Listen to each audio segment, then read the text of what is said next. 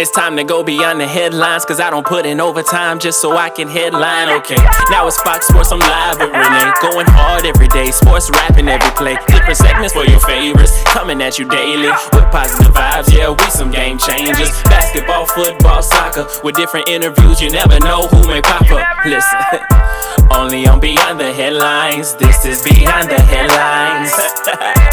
Only on Beyond the Headlines, this is Beyond the Headlines. Only on Beyond the Headlines, this is Beyond the Headlines with Renee Washington. Welcome back to Beyond the Headlines with Renee Washington. I told you guys we have an all-star cast, and of course headlining that is professional footballer, author, and World Cup analyst, Eni Aluko. Eni, welcome to the show. I'm so happy to have you on the show this week. Thank you, Renee. I'm happy to be on the show, too. Thanks for having me. No problem. And, guys, Eni is doing a lot of great things. Most recently, well, she's in the process of working on a book. They Don't Teach This, which will be coming out in August.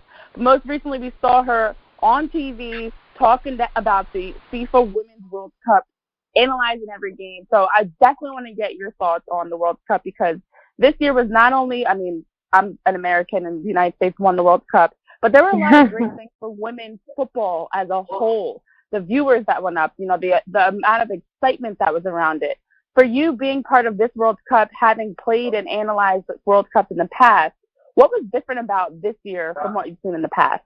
I think this year coming into the World Cup, it was very full of competition. I think if you could hazard a guess, aside from the US, there was probably about 6-7 teams that could win the tournament, which made it very, very competitive within the tournament. And I think that shows where women's football has come along in terms of South America. You know, the African teams got through to the finals, got through to the knockout. You know, USA, the Netherlands in the final was, you know, fan bases, the fans that were traveling far and wide for one game. That is bigger than most men's games, people watching men's games. So we're really getting to a point now with where women's football is just celebrated as football. It's not seen as anything less, and that's what really made me proud to be part of women's football at this time. It's just moving at such a fast pace. Yeah, and that's exactly it.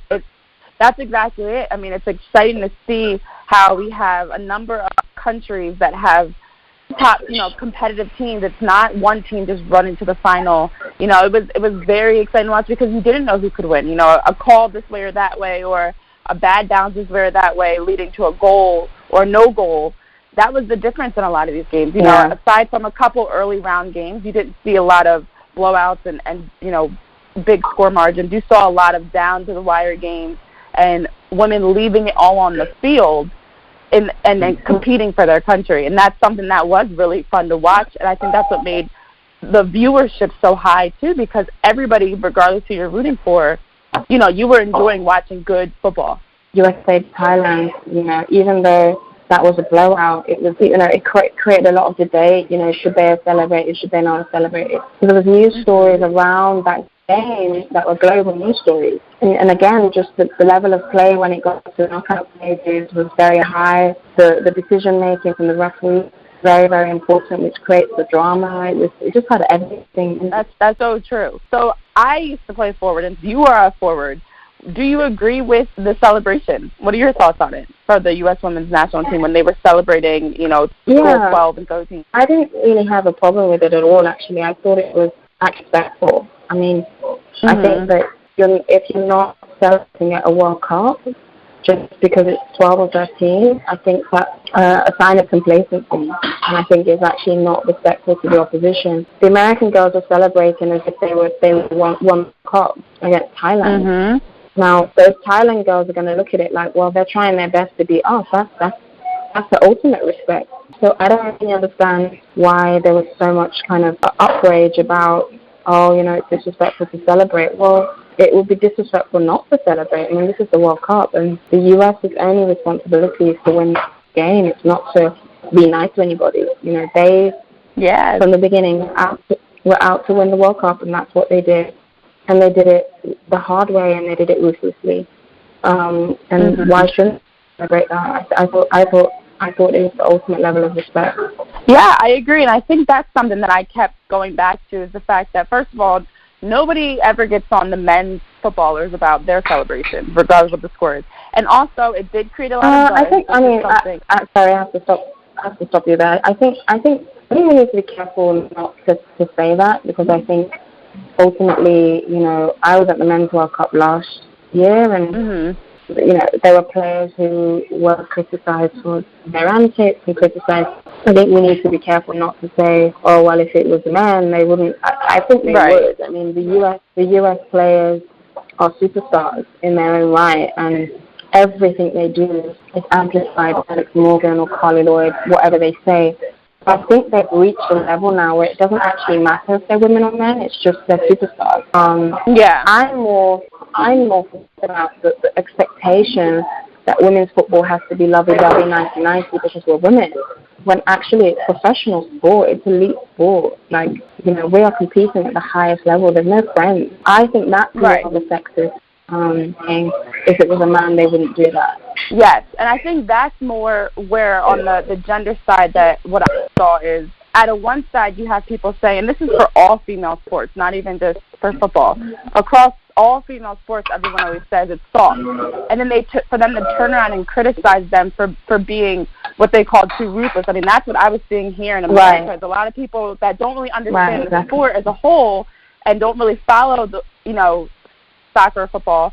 They were looking at it like, oh, how could they do that? But then on the flip side, you want to complain that, women's sports are too soft. So I think that's more, for me, the gender comparison is like, why is it that women's sports can be criticized for being soft, and then you turn around and criticize them for being too cutthroat because they continue to score? When, as you mentioned, it is the utmost respect. Regardless of score, they were still playing Thailand at their highest ability. They were still celebrating. Some of those players, that was their first ever World Cup goal, which is very exciting. So why not celebrate, Right, definitely. And if you score, you have a right to do whatever you want, to be honest with you. Oh, yeah. I think ultimately, you always have to be respectful within professional sport, but I think celebrating a goal is not disrespectful. I agree. We know it's not easy to score. Unless you're trying to send out, a bad message or, sexist. Absolutely. So yeah, I thought it was completely respectful. Yeah, you're competing at the highest level. You're a professional footballer. You have a right to celebrate and be excited about it. Now, for you, you do play for the powerhouse, Juventus FC. And not only did you guys win a championship, but also on the men's side they did too. So, I mean, for you specifically, coming into Juventus and being a part of a championship team, what is that like for you to be able to help, whether it's scoring goals, getting assists, whatever it is, to have that feeling? And talk to me about that experience winning this past year. It was amazing. I mean, when I arrived at Juventus, I tried to not have too many expectations of what it was going to be. I was living in a foreign country. It was a different way of playing. So a different language, obviously. So to ultimately end up with two trophies to show for it, obviously the Coppa Italia, and it really exceeded my expectations of what I wanted it to be. And it's always good when you have something to show for all your hard work and for your sacrifice. And I didn't have any family around me, friends. Absolutely. I mean, what made this team so different from teams that you've played on in the past? And I think that Juventus is a new team and it's a new project, sort of really setting the benchmark for what is happening in women's football. Everybody had a lot of pride in the badge. I really appreciated because I think in the past sometimes players take for granted their opportunities, but at Juventus really sort of really valued the opportunity to play for such a historic club. That's the thing. I mean, this is a club that across the world is a household name. Like, if you say you play for Juventus and you talk about winning championships, that you want to be elite in the world, and you get a chance to represent that. And something that I love about your journey is the fact that you have played at the international level. You've played with the top clubs. Now, most recently, you wrote a book about it. Your journey through soccer or football, and they don't teach this. And what really inspired you, and what's really the backstory for your book that you wrote, for those that don't know? So they don't teach this. The idea is about basically saying, a lot of the things that we go through in life, no one can teach us how to deal with it. No one has really taught us how to manage it or, how to expect what's coming. We kind of have to figure it out as we go along.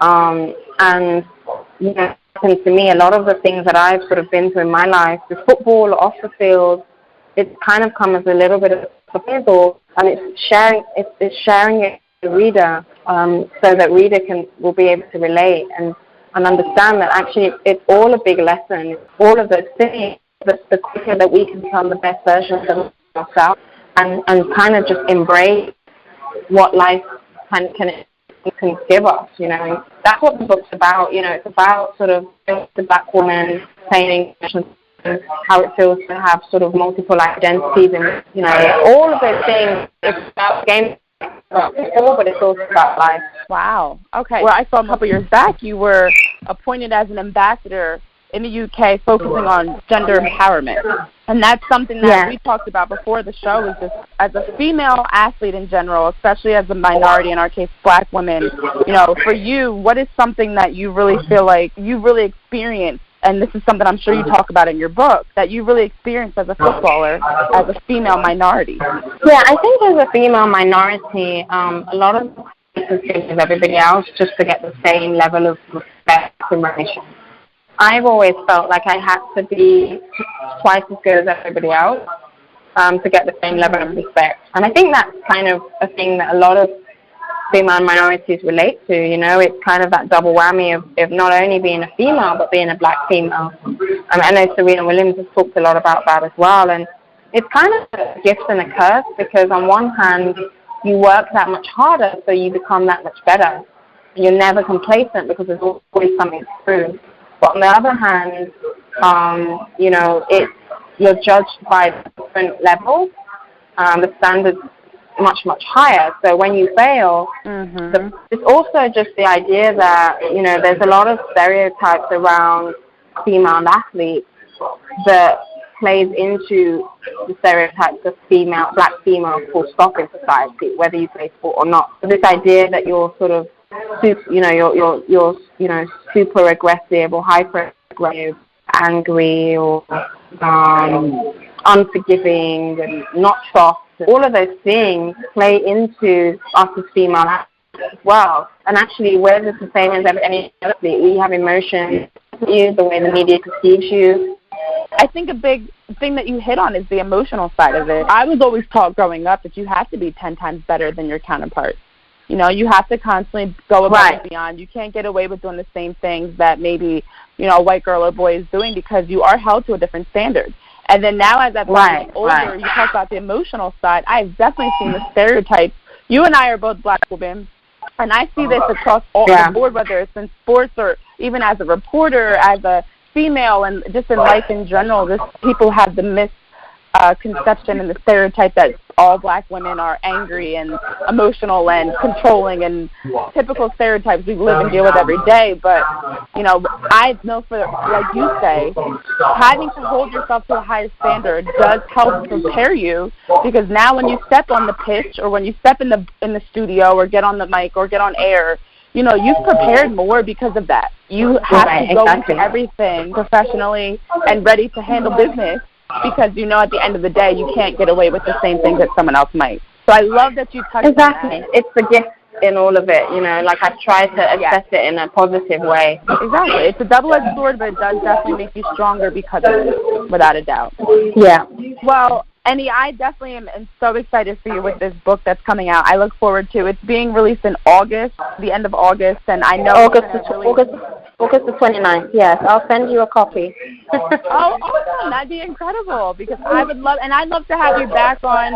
Hopefully, we have less audio issues next time. I'd love to have you back on to talk about that. See, your success is encouraging, from not even just as a former footballer, but as a black woman, to see that, you know, I love seeing the success of my counterparts, and we're all out here grinding, so to speak, and trying to do our best and be successful in everything we do. So I appreciate you coming on the show. And for those that are listening, where can they follow you on social media to keep up with your incredible journey? Yeah, so I'm on Instagram. So my tag on Instagram is Eni Aluko. So it's at Eni Aluko. The same on Twitter. On Twitter, it's Eni Alu, so ENIALU. And that's about it. far as my social media goes, follow me. You can download, you can pre-order my book, They Don't Teach This, on Amazon.com. So yeah, look out for the pre-order the book. Yeah, it's launching August 29th. I love it. You're doing a lot of great things. So thank you for being on the show this week. Thank you, Renee. Thank you.